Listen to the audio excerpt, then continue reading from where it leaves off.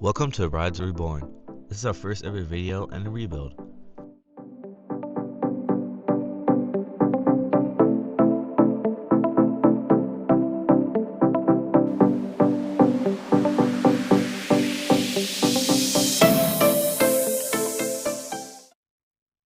Before we dive in, we just want to get one thing straight, that we're not professionals and we don't read any manuals, and we do 70% confidence, 30% guesswork, and 100% of fun. And if you're looking for any precision or rules, you're definitely on the wrong channel.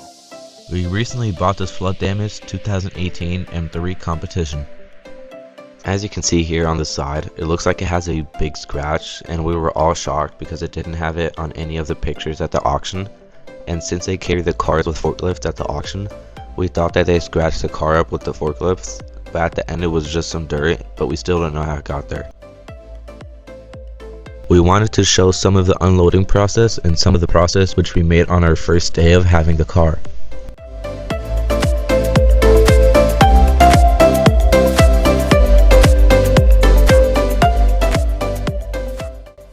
As you can see, the car has definitely been in some water, and if you take a look at the exhaust, you can see some rust, which is normal on cars, but not typically on a low mileage car.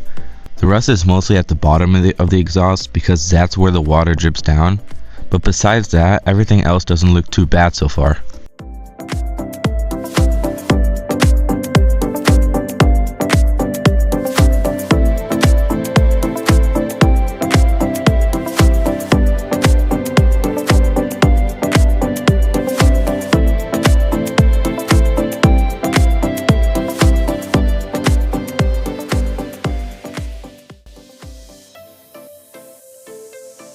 Here are some pictures of the car from the auction.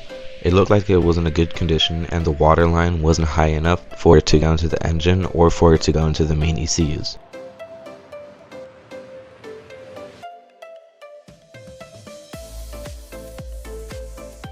This was the main reason we bought the car, and it also has a nice interior. It had all the carbon fiber and the Competiton seats. And a really funny thing about this car is on the website of the auction, it actually said that the car is an automatic, but after looking at the pictures a couple of times, I noticed that it didn't really look like an automatic, but more like a manual.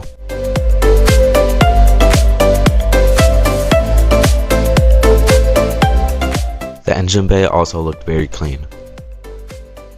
After the car was down, we all jumped in and took out the water, which was still in the car, and started taking the car apart, like all the carpets and seats. And since the car didn't have any power, it was very hard to take the front seats out because you couldn't reach the bolts which hold the seat down.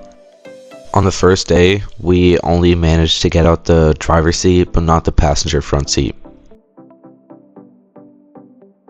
And the interior of the car was soaked in water. There was like about 3 to 4 inches of salt water in the car. After that, we moved on to the door panels so that they could be cleaned and the car could get some fresh air and dry out. The whole entire door panel is just held on by 2 small screws and the rest is just clipped in. We bought the car from Copart and bought it without even looking at it once. This was a big risk, but it was worth taking it.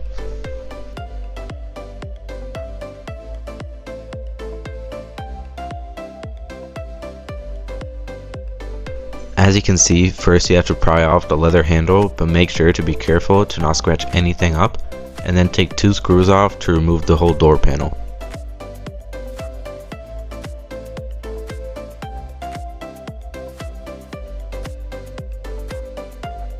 And as I've said before, the water line wasn't high enough for it to damage any major parts of the car. Mainly, the water got into the carpet and into the seats, so we had to buy new seat electronics and new modules for all 4 seats.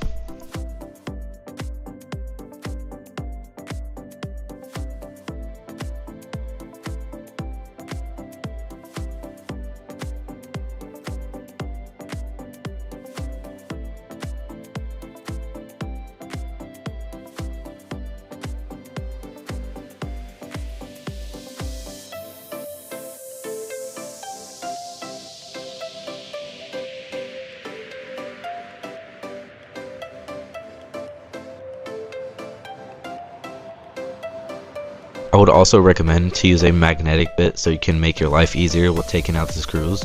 Otherwise you will look like me trying to fish the screws out. After taking out the screws, use a plastic prier to make room for your hands. And after you have your hands in between the door panel and the door, work your way up to pull off all the clips.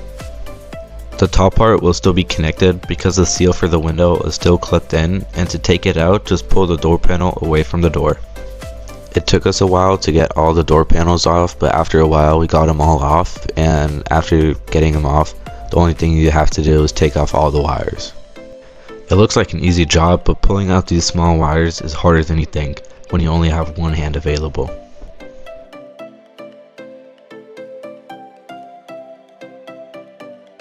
It's already getting dark, so we wrapped it up for the day and put it in the garage on some wood so it could air out properly, and we put a air blower on the other side, which you can't see in this picture, but we opened the doors on the other side and the windows so it could properly air out overnight.